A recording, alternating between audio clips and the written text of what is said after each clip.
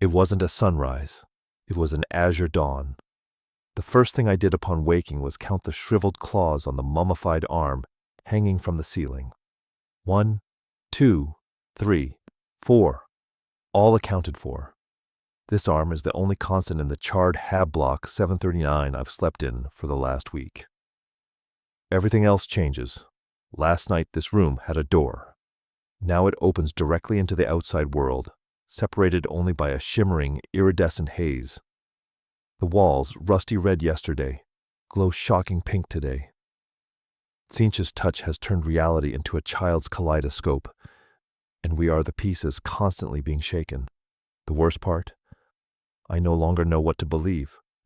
A few weeks ago, an old woman's head flickered, and she instantly collapsed into a pile of fine, blue dust. Was it a trick, a hallucination, or merely a random throw of fate's dice?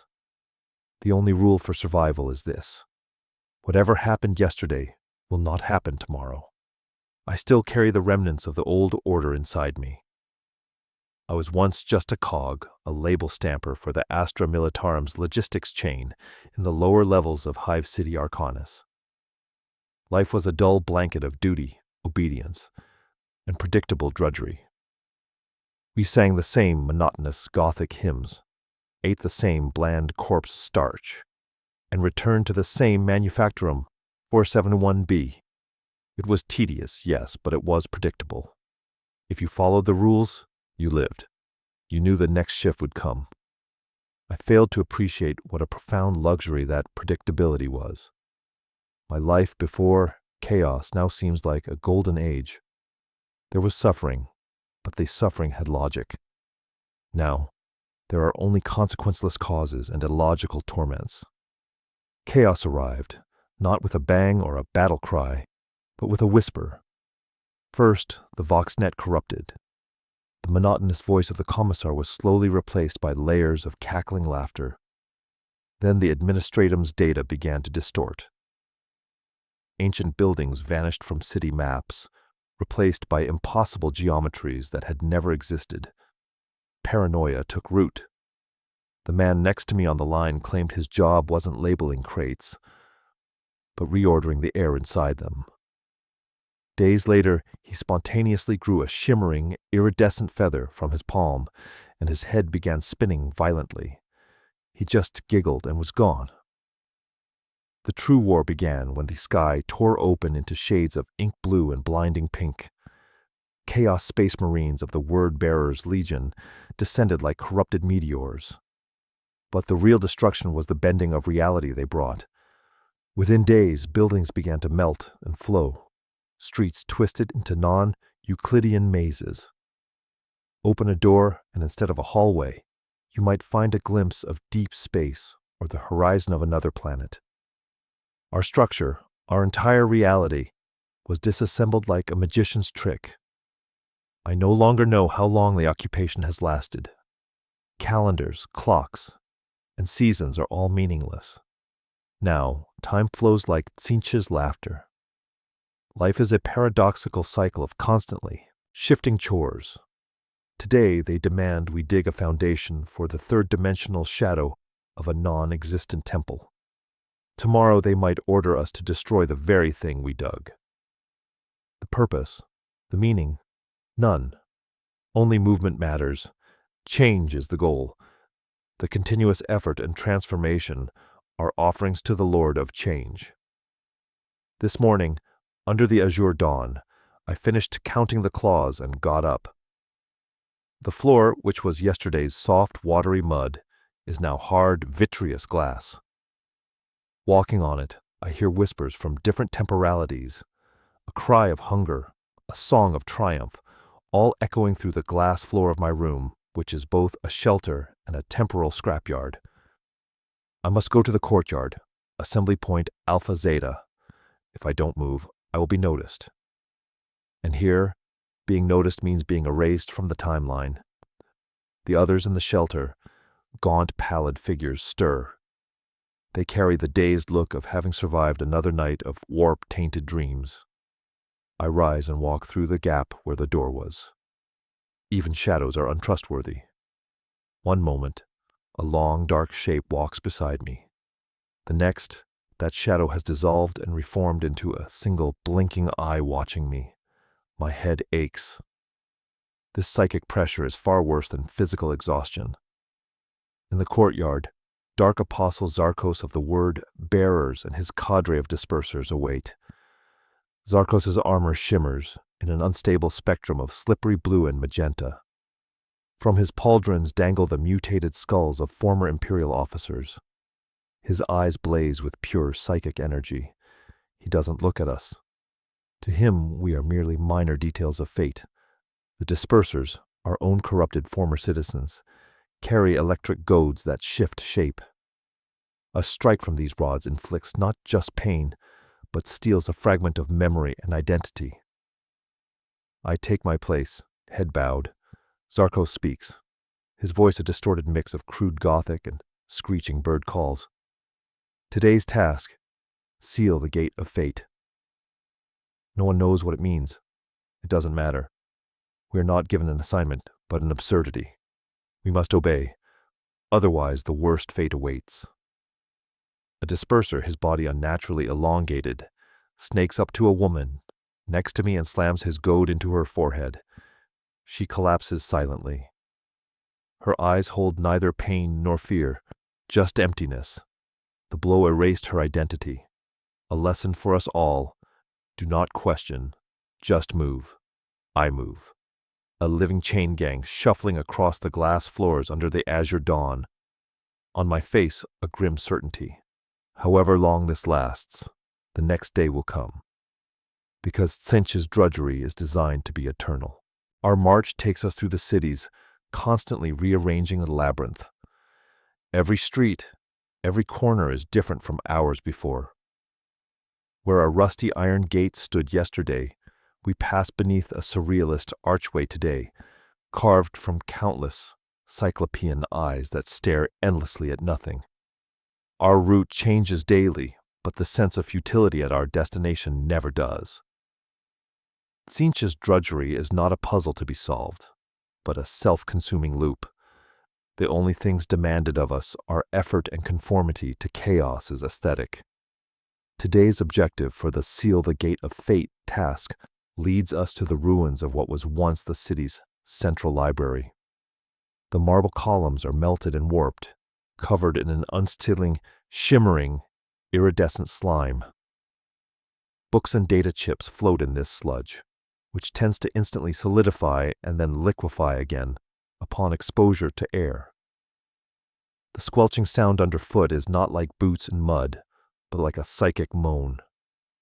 The tools we are given are absurdly complex: heavy, vibrating axes and shape-shifting shovels. The handles of the shovels might suddenly coil like a serpent or grow an extra blade on the tip. They are designed not for maximum work efficiency, but to enforce the randomness of chaos. Adept Goris, the oldest man in the group, struggled with his shovel. Goris used to hold a high post in the Adeptus Administratum. Now his brain fought to protect his sanity against the illogical design of the tools, giving him a debilitating migraine. Zarkos and the dispersers lead us to the library's center, which must have been the main data vault. Now a shimmering, levitating sphere pulsates in the center. It glows with pure Tzeentchian energy, bending the reality around it. Constantly changing glyphs and symbols flash across the sphere's surface. One moment, I see the Aquila symbol. The next, it morphs into the 8-pointed star. Zarkos bellows the order: seal the gate of fate. The order of chaos requires a momentary purpose. This is your drudgery for today. Our chore is to build a wall around the sphere using the iridescent sludge. The sludge, infused with energy of change, burns our hands, briefly turning our skin from pale yellow to vivid purple. The difficulty isn't physical pain, but the inconsistency of the material. We lay a brick, and the brick might instantly animate, mimic a bird's wings, and fly away. Or it might turn into a handful of shattered glass. Adept Gorys's nerves snapped under this illogical workload. The handle of his shovel suddenly snaked and bit his hand. Gorys screamed in agony and threw the shovel down. "This is not work," he cried. "This is just a nightmare. This is blasphemy. This is madness." Instantly, a disperser, its body impossibly fluid, slithered to Gorys. Its face was a smooth black mask with only 3 perfectly symmetrical eye holes. The goad slammed down on Gorys's neck. Gorys didn't even choke. He didn't scream or whimper. His eyes simply glazed over. The disperser spoke with a mocking, echoing whisper. "Madness? No, slave. This is merely a new logic. Your old, dull, predictable logic holds no sway here." As the disperser kicked Gorys's fallen body, Gorys began to dissolve. His skin turned an instant pale blue, then dried up, and Gorys collapsed into a pile of shimmering, dusty blue feathers. There was no cry, only the sound of the feathers hitting the ground. Everyone went back to work as if nothing happened. The knowledge that any of us could turn to dust at any moment is an accepted part of life. What killed Gorys? The goad? Or simply the random roll of Tzeentch's dice for his immediate fate? We don't know, and the not knowing is the deepest torment. We are expected to remain apathetic to the surrounding insanity. Otherwise, we turn to dust, too. A disperser kicked Gorys's trembling shovel towards me. The handle seemed to wink at me. I gulped and picked it up. The coldness spread into my hand. I continued, piling up fungal bricks, even as they pulsed and shimmered. Lunchtime, or the drudgery break, arrived. Zarkos distributed a liquefied protein gruel from a large brazen cauldron. The gruel is a different color every day, sometimes bright green, sometimes dark brown. Today, it's neon orange. It tastes like a mix of citrus and rust. As I sip the gruel, I catch a glimpse of my own face in the surface of the liquid. The face I see is weeping. I continue to swallow the gruel. Among those eating is a woman named Dimitra. Half of Dimitra's face is covered in smooth, glassy material. The other half is of crusted, dry skin. This was her mutation after a month ago, during a Tzeentch's whisper experiment. Under Tzeentch's reign, mutations are also meaningless. They change the appearance, but not the suffering. Dimitra leaned in and whispered, "I'll show you something." She said she had a dream last night where the Imperium was still standing, but under it, there were dispersers just like here. "It's all a game," she said. "Only the costumes have changed. The same tyranny, a different mask." Tzeentch's lies had infiltrated everywhere. We were not only subjected to physical torture, but also mental dissolution. For a moment, I feared Dimitra might be right. If the Imperium was this corrupt, then what was left to fight for?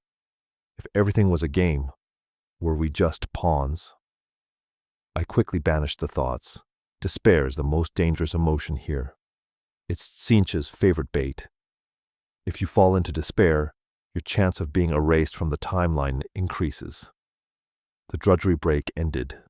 The rest of the day passed at an unbelievable speed. Time had lost its reality. One moment it was dark, the next it was the Azure Dawn again. I blinked, and the wall I was building suddenly had thousands of new bricks. Did I make them? Did someone else? Or did the wall itself build itself? I don't know. Finally, the day's drudgery ended. The gate of fate was sealed, whatever that meant. Heading back, the dispersers lined us up.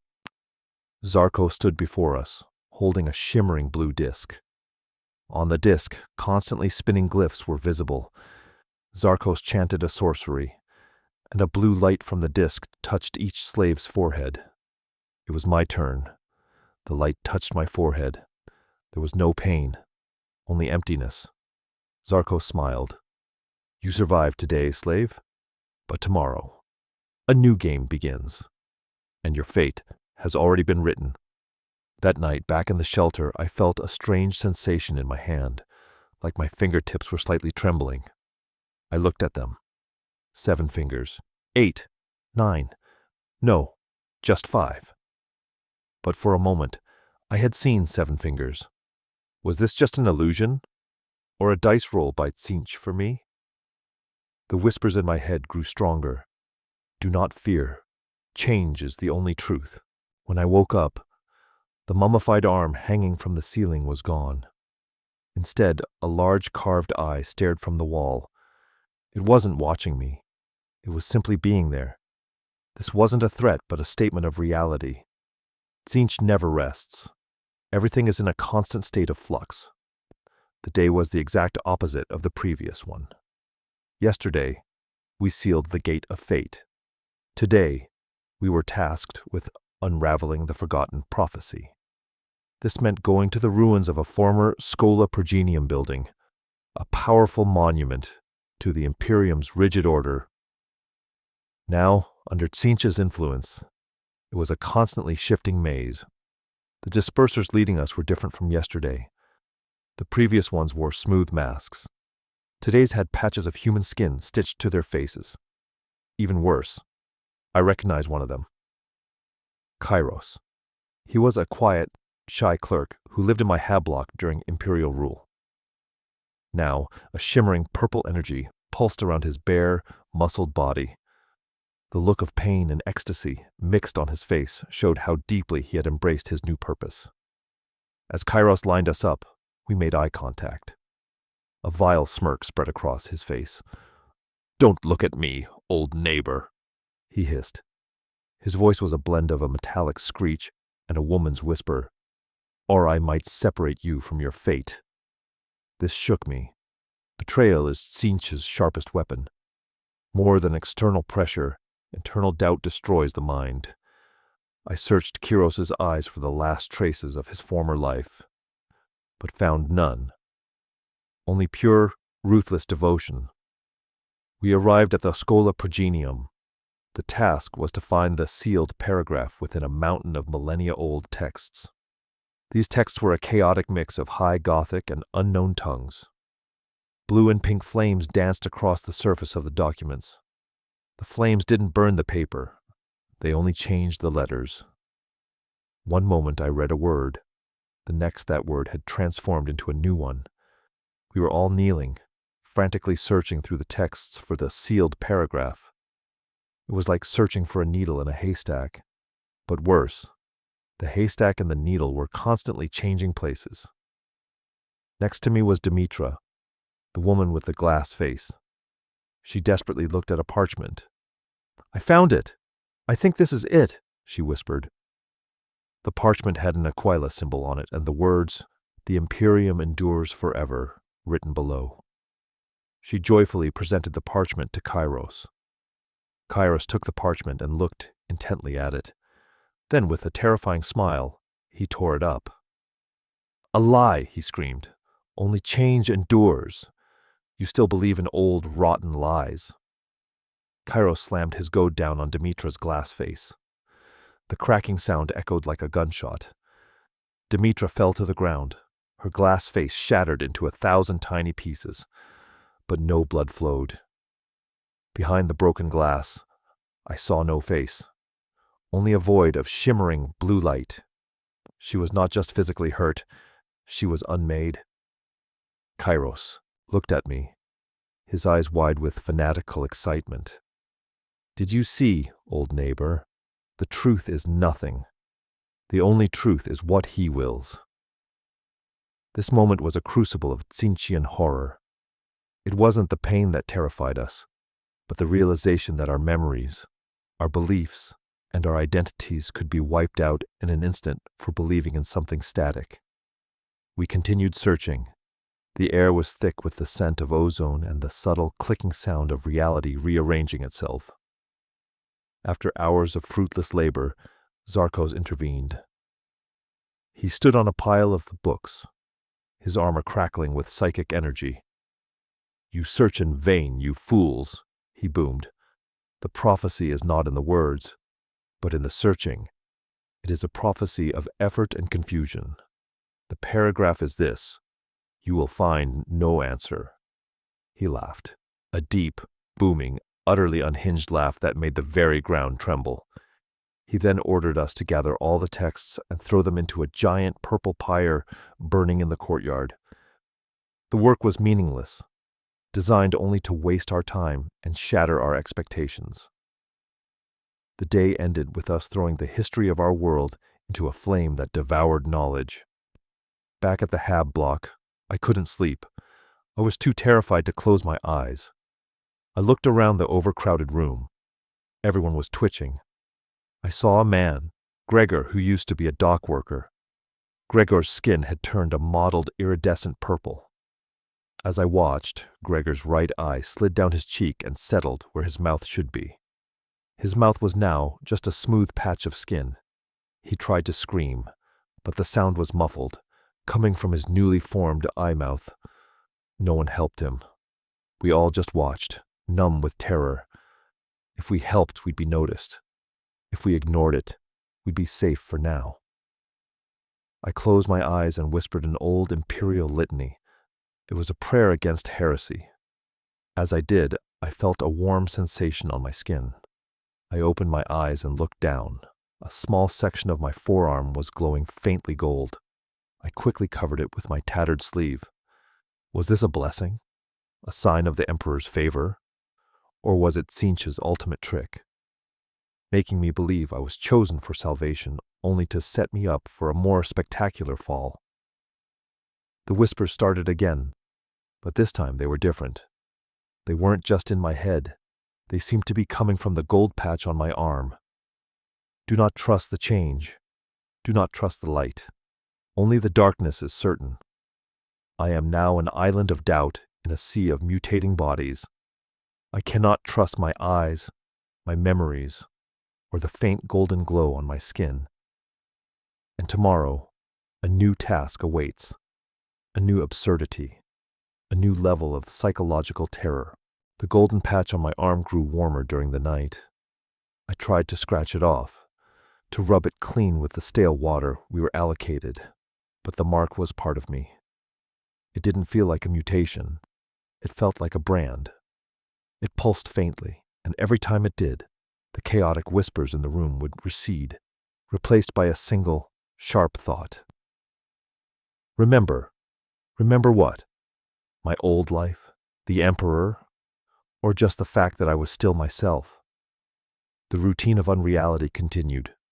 The Azure Dawn arrived, the same but subtly different.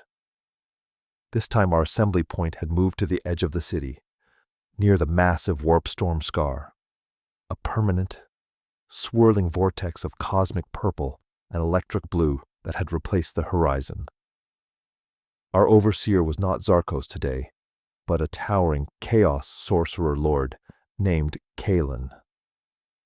Kalen was different. He didn't bother with mere goads or whips. His control was purely psychic.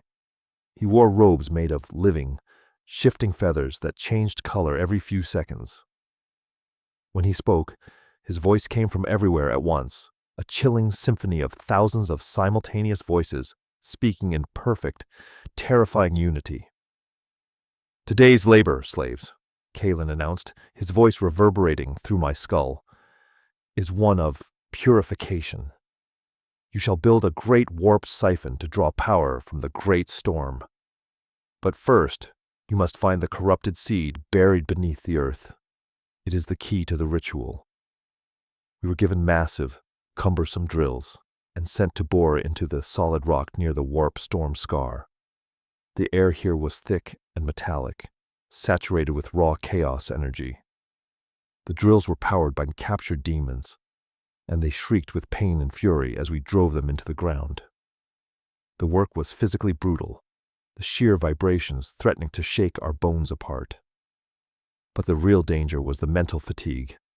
The whispers were constant here, not just in the walls, but in the wind and the rock. They told me things. Your comrade next to you is plotting to replace you. The golden mark on your arm is a curse. The Imperium died because of your small failures. I looked at the man next to me, Jax. He was pale and shaking, his eyes darting with paranoia. The whispers told me he was planning to push me into the path of the demon drill, to take my meager rations. Jax looked at me, his eyes wide, and I knew the whispers were telling him the same thing about me. This was Tzeentch's genius, turning us against each other, not with force, but with doubt and psychological warfare. As I drilled, the golden mark on my arm began to throb painfully. The pain was a shield. The whispers that reached me now were distorted, like a radio signal being jammed. Suddenly, a massive section of rock cracked open. The raw energy of the warp storm surged into the trench, the air turning into a dazzling, painful spectacle of iridescent plasma. We found the corrupted seed. It wasn't a plant seed, but a glob of raw, mutating flesh and metal, pulsing with a sickening violet light. It felt alive and malevolent. Kaelin the Sorcerer Lord observed the find with satisfaction. He pointed a skeletal finger at a group of slaves, including Jax. "The seed must be purified by unpredictable sacrifice," he hissed. "You three, drag it to the center." Jax, in a moment of pure, blinding panic, shrieked and grabbed the nearest object, a discarded drill head, and swung it at the man next to him. "No, I won't be the sacrifice. You take it." The moment the drill head connected with the man's skull, Kaelin laughed. He didn't stop Jax. The man Jax hit collapsed, his brain splattered across the rock. Jax looked around, panting, eyes wide, expecting a reward, or at least a reprieve. Kaelin simply raised his hand. The Sorcerer Lord didn't strike Jax.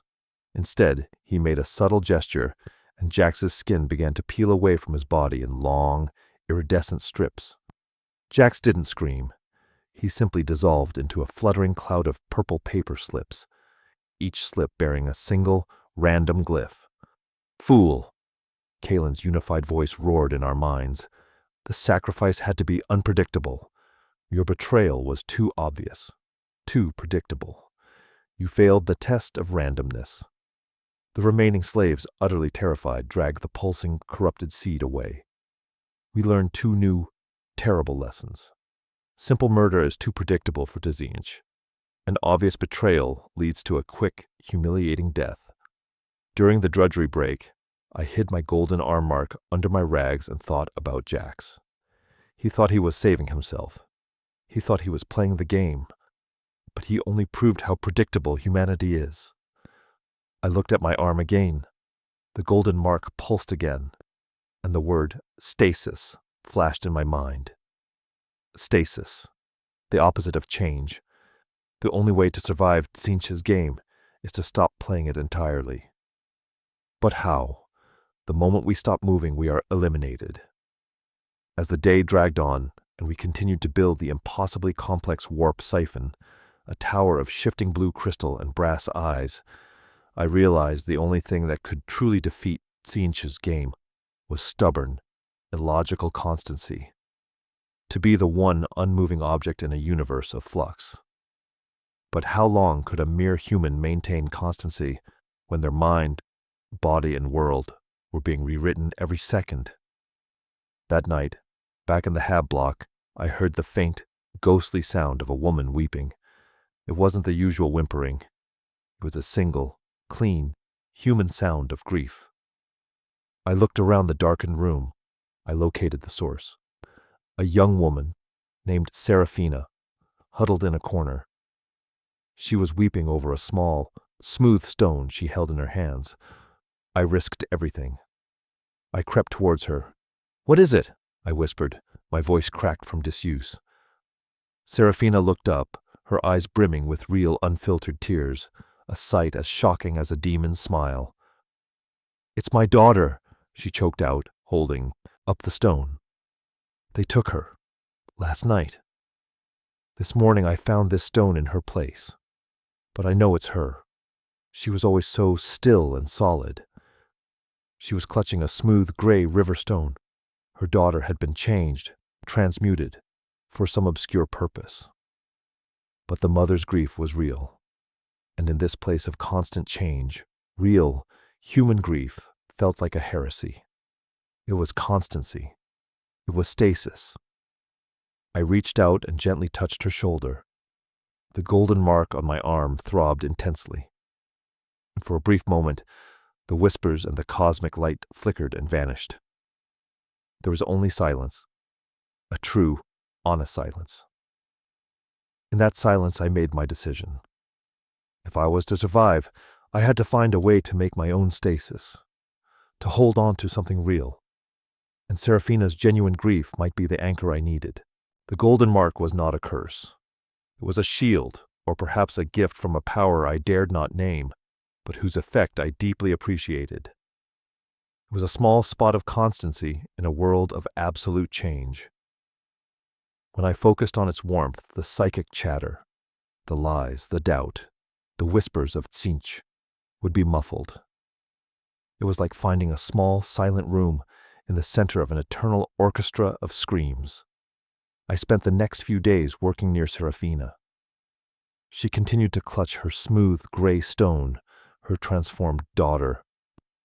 I never spoke to her about it in public, but the silent, shared grief and the mutual understanding that we were both holding on to something static became our unspoken bond. Our tasks continued their absurd pattern. One day, we were forced to transport heavy, spherical objects that constantly changed their mass. Lifting one required the effort of hoisting a tank. The next second, it would float away like a bubble. The next day, we were in a huge, subterranean chamber, tasked with painting the ceiling with murals that would spontaneously melt and reform into new designs the moment our brushes touched the surface. It was the purest form of pointless, endless labor. The constant mental pressure began to take a toll on everyone. A common affliction was memory slippage. People would forget their names, their jobs, or even how to walk. I saw a man forget how to use his hands. He spent the rest of the day simply staring at them, baffled by their complexity. The dispersers loved this, seeing it as the ultimate triumph of their master. My golden mark helped me fight this. Every time I felt my own memories slipping, a terrifying sensation like a handful of sand falling through my fingers, I would grip the mark. The single, sharp word would return, remember. I forced myself to recall the tedious details of my former Imperial life. The color of my work boots, the specific texture of the corpse starch paste, the 3 most common mislabeled crates. Tzeentch wanted grand, philosophical turmoil, but I found solace in mundane reality. One afternoon, our routine was shattered by an unexpected event. A column of Thousand Suns Chaos Space Marines, the favorite of Tzeentch, arrived on the planet. They were not clad in the word-bearer's shimmering magenta, but in ancient, shimmering blue and gold armor, moving with a silent, terrible grace. They were dust inside their armor, animated by sorcery. Their arrival meant the scope of Tzeentch's plans was about to escalate. The Thousand Suns were accompanied by flocks of Zongors, bestial, bird-headed mutants who looked like they were constantly posing for a grotesque sculpture. They were the muscle and the ritualists. The new task was terrifyingly specific, the harmonization of the false soul. We were taken to the ruins of the Imperial Cathedral, now a twisted spire of brass and crystal. Our job was to climb the spire and place small, ticking clockwork mechanisms onto specific, constantly rearranging glyphs on the brass surface. If we missed the correct glyph, the mechanism would detonate into a puff of corrosive, reality-warping gas. The climb was insane. The spire's stairs were non-Euclidean. A step up might suddenly become a step down, or worse, lead to a drop into a swirling, cosmic purple void. The air was filled with screaming clock chimes and the psychic weight of the Thousand Suns' ancient sorcery. Near the top, I saw a moment of terrifying, inevitable change. A slave, just ahead of me, successfully placed his mechanism on the correct glyph. The clockwork ticked once, 1,000 suns, sorcerer below watched with cold, assessing eyes. The slave, hope clearly visible in his eyes, turned to descend, believing he had earned a momentary reprieve. But the sorcerer simply raised a hand. The clockwork mechanism on the wall didn't explode. Instead, the slave's entire body instantly reversed in time. He was no longer on the spire. He was back at the bottom, standing perfectly still right before he started the climb. The sorcerer had merely made him undo a moment of his life as a pointless display of power. He had been sent back to re-experience the drudgery. That was his punishment for daring to feel hope. I kept climbing, my heart a hammer against my ribs. I placed my own mechanism on the target glyph. The clock ticked. I did not move. I did not descend. I waited. I kept my face blank, devoid of any emotion, of any expectation. I was not playing the game. I was a stone. The sorcerer looked at me. His gaze was ancient, powerful, and utterly devoid of emotion. He was searching for a reaction, for a flicker of expectation, or fear in my eyes. He found none. He looked away, clearly bored. My lack of reaction had been the required move. I used the descent to check on Seraphina. She was fine, clinging to her stone. But the whispers around her were getting louder, more aggressive. Stop clinging to the past. Embrace the flow. Change her. Change her. Change her. That night, as the screams of those who had succumbed to psychic assault filled the hab block, I looked at Seraphina. She was sobbing, clutching her stone so tightly her knuckles were white. The golden mark on my arm pulsed rapidly. I knew the psychic attack was concentrating on her, trying to force her to accept her daughter's transmutation. I took a deep breath. I did the unthinkable. I leaned in, and I began to whisper to her, not prayers, not comfort, but facts. The corpus starch tasted like ash, I whispered. The commissar's coat was gray. The manufacturer number was 471B. Remember the dullness. Remember the certainty. That is the only truth left. I was feeding her mundane reality like a shield. I was counter-whispering the whispers of Tzeentch. I was forcing stasis into her mind. As I whispered the banal details of the former Imperial life, the chaos whispers around her began to flicker and die. The golden mark on my arm glowed with a faint, internal light.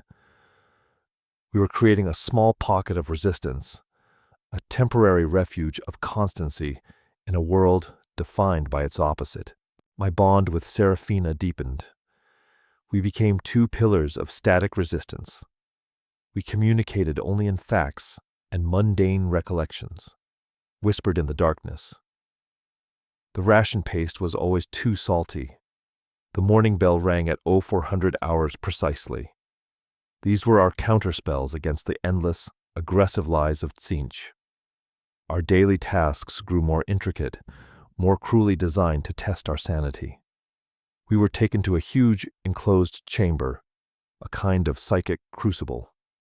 The air was filled with invisible geometry that our minds struggled to process.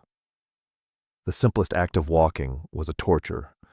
Your brain kept telling you the floor was moving when it wasn't. The task was to categorize impossible objects. We were given thousands of small trinkets. Some were Imperial seals, some were alien artifacts, and some were objects that should not exist. Like a sphere with an inside bigger than its outside, or a perfectly straight line that curved in 5 dimensions. The goal was to sort them into 4 categories designated by the sorcerer Kalen: future, past, truth, and lie. The problem was that the objects themselves would change categories the moment we touched them. An Imperial seal, clearly a relic of the past, would turn into a flickering, holographic message that claimed to be a future prophecy. A genuine lie would suddenly become a moment of painful, honest self-realization. The other slaves around us descended quickly into madness. They began to argue violently over which object belonged where. striking each other with the trinkets. A man started trying to file his own hand into the lie category. The sorcerer Kalen watched from a raised throne, his feathered robes shimmering with delight. He was not looking for a correct answer. He was looking for the perfect moment of self-destruction, sparked by doubt. My golden mark was screaming now, a dull, pervasive ache that blocked the psychic noise. I looked at Seraphina. She was paralyzed, staring at a small brass object that looked like a tiny, coiled serpent. The whisper was focused on her. "It is the key to your daughter. Believe the lie. Believe the lie. Believe the lie." I reached out and grabbed the brass serpent from her hand. "It's a broken factory component," I whispered, forcing the mundane truth into her mind. "Unit 83B. It was always breaking." I walked up to the categorization table. I didn't sort the trinkets. I started sorting the slaves. I grabbed a man who was crying hysterically and dragged him to the past section.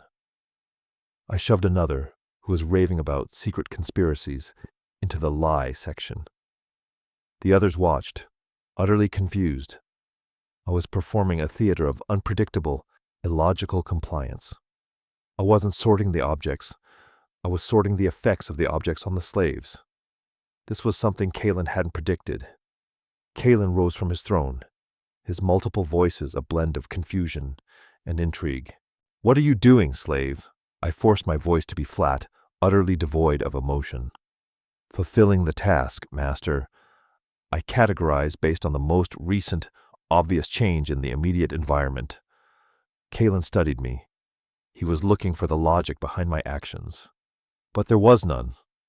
It was a bluff, a performance of randomness designed to be unpredictable enough to pass for Tzeentchian zeal, yet consistent enough to save me from the purge. He finally laughed, a loud screeching sound that cracked the brass ceiling. "Excellent. A perfect submission. You have categorized chaos itself, slave. You are a true architect of futility." The day ended not with a slaughter, but with a horrifying promotion. Kalen descended and placed a small, iridescent feather on my shoulder. "You are now a minor functionary in the chamber of incoherent decree. Your duty is to create new, paradoxical tasks for the others, a reward for your unique insanity." The promotion was a death sentence disguised as salvation. I was now one of them, a minor collaborator. I was trapped. That night I was given my own small, separate room, a cold steel box carved with fresh, glowing glyphs. I sat alone, the iridescent feather on my shoulder glowing menacingly. I was safe from the crowd, but alone with my fear. Seraphina was gone. She was among those herded into the general population, now facing my newly designed paradoxical tasks. I looked at the golden mark. It glowed faintly, but the warmth was fading. My new role, my forced betrayal of my kind, was weakening the stasis I had built. I picked up the feather from my shoulder. It was beautiful, shimmering in every color.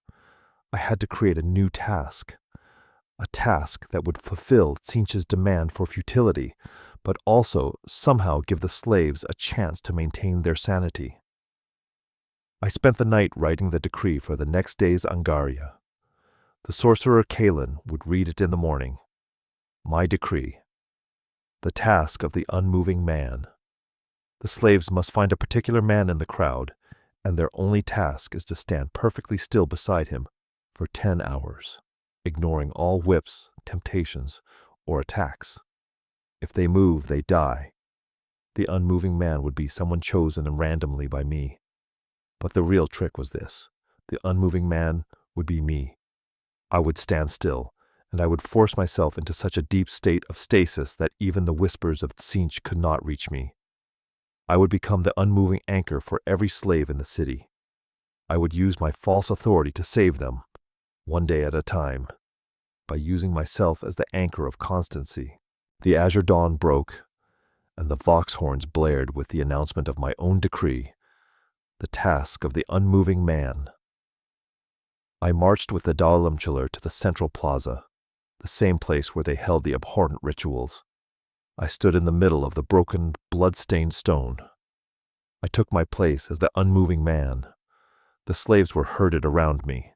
They looked at me with confusion and suspicion. I was now wearing a rough, black tunic and held a scroll, the symbol of my petty authority. The sorcerer Kalen arrived, watching from the top of the ruined Imperial statue, amused by my unique insanity. The task began. The slaves were ordered to stand perfectly still beside me. They were afraid to get too close to the new collaborator, but the penalty for disobedience was instant dissolution. They stood, trembling, focused on their one simple task: do not move. I closed my eyes. I focused on the golden mark. I was the core, the anchor. My mind retreated to a single, deep point of stasis. I began to recite my counterspell, a silent litany of mundane truth. The water was cold. The air was smog. I had 7 teeth pulled. I am here. I am here. I am here. The environment responded instantly. Tzeentch's power was a storm of change, and I was the eye of the storm. First, the Dalamjiller tried to tempt the slaves. They held out cups of water and food. They whispered promises of freedom. The slaves trembled but held fast. Then came the fear. The Dalamjiller began to lash the slaves. Whips cracked, and the screams of pain echoed, but the victims remained still. They had been given a single, understandable rule, and they clung to it like a drowning man to a life raft. Tzeentch's ultimate weapon, doubt and futility, was useless against a simple, concrete instruction. I felt the immense psychic pressure focused on me. Kalen was trying to break my stasis. He sent illusions. I saw my deceased mother standing next to me, weeping, begging me to move, to save her. I saw my old apartment, whole and warm. I saw a vision of the Emperor's arrival in a blaze of glory, beckoning me to join him. I ignored them all. It is a lie. It is a change. It is not real. The golden mark was burning now, a searing pain, fighting against the invading illusion. Then, Seraphina moved. She was standing right beside me. She opened her eyes, and there was a flash of pure, desperate hope in them. She reached out and grasped my hand. "You were right," she whispered, her voice choked with tears. "The only truth is the dullness. Thank you." She had broken the rule. She had moved. I had failed. Kalen roared with triumph. The truth of the lie. The victory of change. The Dalamjiller moved to execute her, but something unexpected happened. Seraphina did not change into feathers or dust. She remained perfectly whole, clutching her smooth gray stone. Kalen was furious. He focused his sorceress energy on her. A bolt of psychic, blue fire struck Seraphina. She screamed, but did not move. She remained human. I realized what had happened. Seraphina's constancy, her deep, human grief for her daughter, reinforced by my whispered facts, had made her immune to the change. Her static grief was stronger than Tzeentch's flux. Kalen, seeing his magic fail, turned his full wrath on me. "You, the architect of stasis, you will be undone." He unleashed a powerful psychic scream that tore through my defenses. My mind felt like it was splitting in two. The golden mark exploded in a flash of painful white light, and I felt my identity begin to dissolve. I saw everything. I saw 1,000 timelines. The Imperium winning. Chaos winning. Our planet becoming a paradise. Our planet becoming a demon world. All of them were equally real and equally false. In that final moment of truth, I had a revelation. Tzeentch does not want change. He wants effort. He wants the endless, desperate striving against the current. The only true defiance is to simply stop moving. With the last shred of my sanity, I stopped my heart. I stopped my breath. I stopped my mind. I forced myself into a state of absolute, perfect stasis. I became nothing. The sorcerer Kalen's scream stopped. He looked at my body, standing perfectly still, my eyes open and vacant. He searched for a flicker of life, a trace of consciousness, a ripple of intent. He found nothing. He had won, but he had also lost. My body was still, but my fate was no longer subject to his dice roll. I had opted out of the game. The slaves, seeing Kalen's confusion, stood absolutely still. Their simple, mundane instruction had saved them. The sorcerer Kalen, unable to abide the lack of change and the stasis, turned and vanished into a puff of purple smoke, his frustration palpable. I don't know if I am alive or dead. I am the Unmoving Man. My body remains here, a silent statue in the central plaza, a small, stubborn anchor of constancy in the endless, screaming storm of the warp. Sometimes I hear a slave whisper a fact next to me. The sun is yellow. We are hungry. They are praying to me now, not to a god, but to stasis. I cannot answer. I cannot move. I can only endure. This is my final, endless drudgery. The price of survival is to become a silent monument to the mundane,